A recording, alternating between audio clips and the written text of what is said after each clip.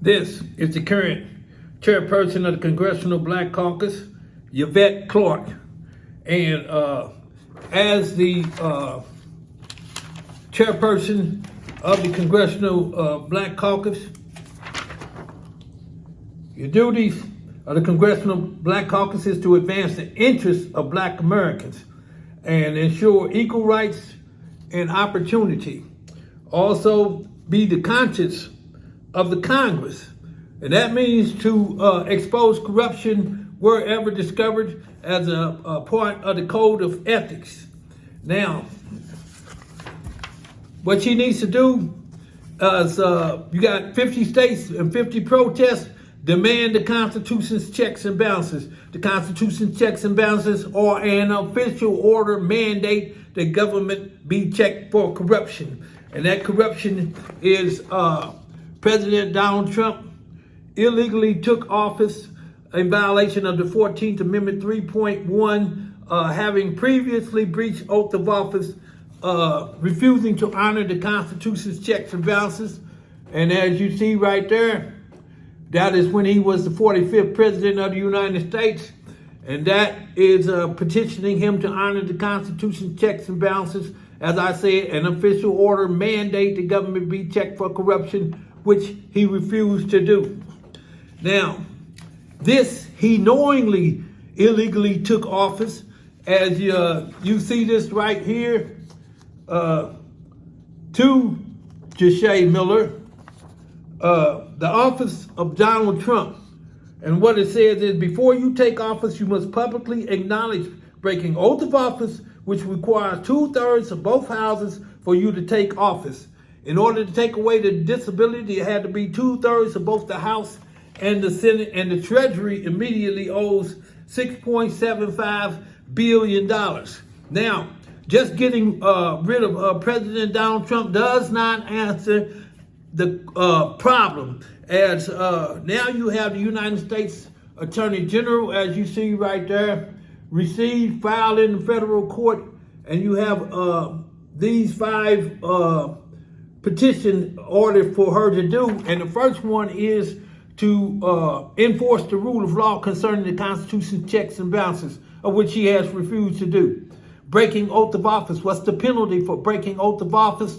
Removal from office. And that is the United States Attorney General Pamela Bondi. Now, there's a motive for corruption here, because the second is to order the Treasury to disburse $13.3 billion for preliminary injunction, which are monetary damages for intentional discrimination, as you see right there.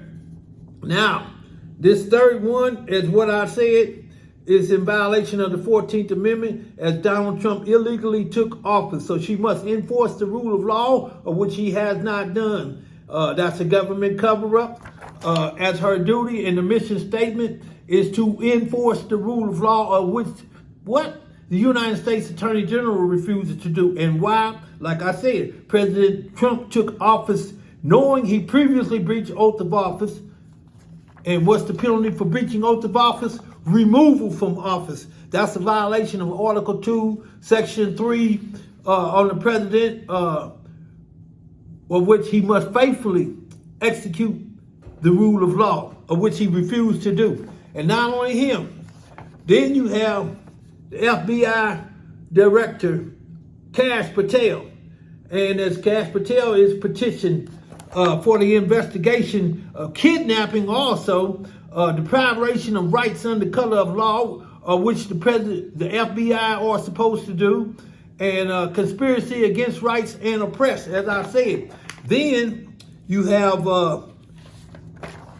Mike Johnson, the Speaker of the House, as you can see right there, and he's petitioned to take the Constitution's checks and balances to the floor of the House, which he did not do. Mike Johnson, Speaker of the House, took oaths to support and defend the Constitution of the United States and never be a party to its evasion, of which he has done. And as you can see right there, filed November 15th, 2023, this is 2025, and that long he has concealed the Constitution's checks and balances, which is a criminal offense, which the FBI need to enforce the rule of law and arrest him and remove him from office.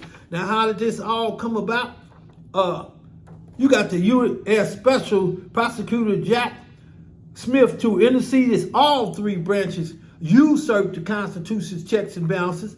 New evidence Donald Trump ineligible to run for office, of which he knew. And he is the special investigator, of which he failed to inform the public, allowing Donald Trump to illegally take office. That's how he got in office, illegally, because the U.S. Attorney Jack Smith failed to inform the public. Now, this is a government cover-up. And being a government cover-up, First Amendment guaranteed speech press for we the people to expose government corruption. And here you got a federal judge when the media is a part of this, concealing this from the public. If the entire judicial branch of government is corrupt, then the U.S. Attorney General must enforce the rule of law, and the FBI must ensure that they enforce the rule of law, of which they failed to do. And here it is in writing right here, as you can see. Yes, federal court. And Mr. Miller's motion for order for the media to cover the Constitution's checks and balances, and at that time, President Biden indictment for breaching oath of office, as you can see right there. And this is denied by federal judge Matthew P. Brookman.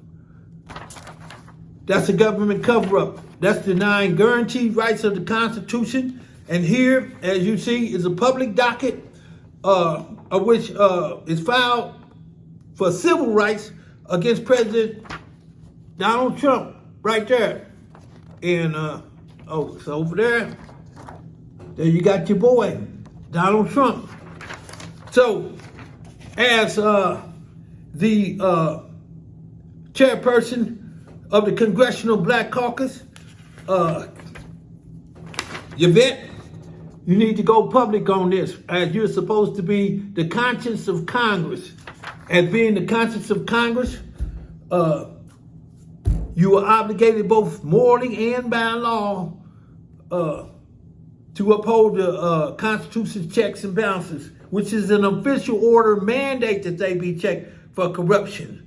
Now, as saying that, as previously, you got Congresswoman Joyce Beatty, who was petitioned to do this, being the chairperson at that time. And as you can see, this is to the Black Caucus and to Joyce Beatty, as you see right there. And what that says is reference to issues of interest to the black community. I am Deshae Miller. I'm empowered to stop inequality, social injustice, and police brutality using the Constitution's checks and balances, which what? Empowers the citizen. Now, we can get rid of this racism and everything going on in America. And Joyce Beatty didn't say nothing. The Congressional Black Caucus and its black members who seek to be the voice of the people of color and vulnerable communities in Congress, of which she failed to do. Then you had Darren Rico Doss, as you see right there. And this is the Black Caucus Executive Director, Vincent Edwards, Congressional Woman Joyce Beatty, who was the chairperson, as I told you at that time, and then you got Darrell Doss, as you can see right there. Now, reference to impose obligations on President Joe Biden, concealing the Constitution checks and balances. President concealed the Constitution checks and balances, breaking oath of office. A criminal pursuant to Title 18, Section 241, conspiracy against rights and oppression. The Treasury at that time owing me $6.75 billion. Now, you got a black man empowered by the Constitution's checks and balances to hold them accountable, of which they refuse to do. Now, as the chairperson of the Congressional Black Caucus, Yvette Clark, you need to take this to the floor immediately. It's showtime. That means you got to be held accountable. And right now I'm owed $13.3 billion for continued oppression. Hey, I am empowered to stop inequality, social injustice, and police brutality. Those are the problems of Black America.